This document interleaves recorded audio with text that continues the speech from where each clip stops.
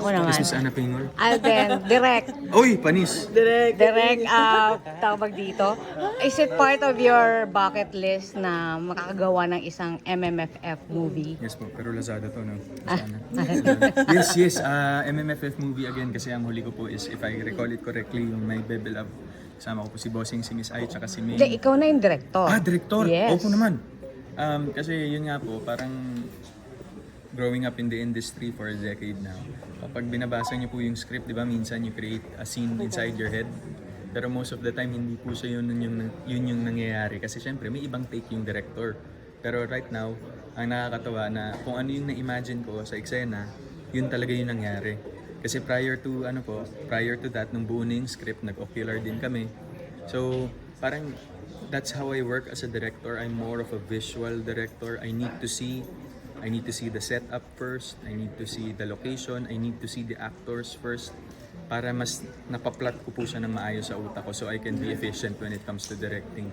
So sa mga susunod na MMFF, magpo-promote ka na as a director? Sana ganon? po. Well, hintay lang po tayo sa opportunities pero sa ngayon, sana parang andun ako kung ano yung ma-present ko, ano yung dumating. Game tayo dyan.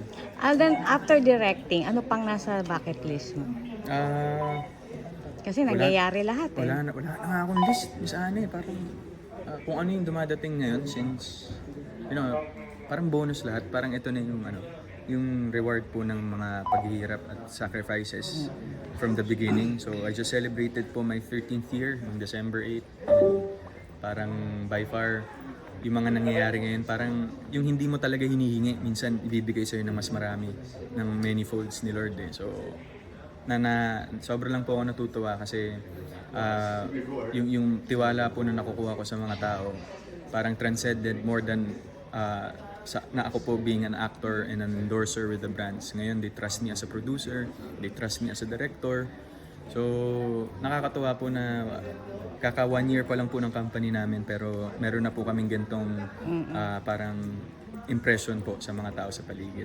Ano kaya ang style ni Alden Naku mag-direct? Kaka-excite na. Mabilis po kasi yun nga po parang syempre coming from an actor. Ano kaya magiging trademark mo? Yun nga po eh. Yun din. Pero sabi nga po ng mga mentors ko baka hindi pa yan lumabas sa first.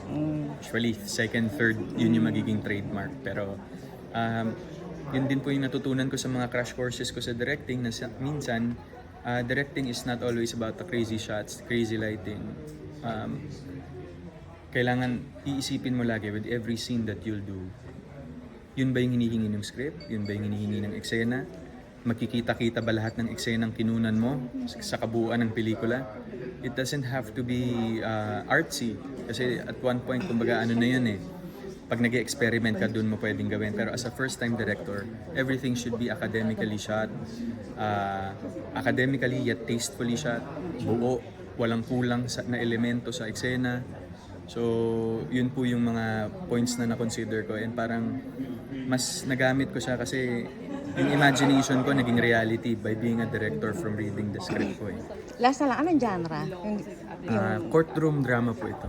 So, abogado po ako dito. And then si Tito Noni po ay ang aking ama. Tapos may mga hindi po magandang pangyayari sa pelikulang to. So, madaming plot twists. So, maganda po. Yung film was blessed din po ako na may mga kasama akong tao na umalalay sa akin for my first, directing for the first time. So, yun po. Oh, wow. Good Yes, luck. Miss Ana Pingol. Good luck. See you sa Sunday. See you sa Sunday. Sunday. Nasa Mindanao ako. Ayaw na pumunta sa Christmas party natin. Oh my Christmas God. party natin.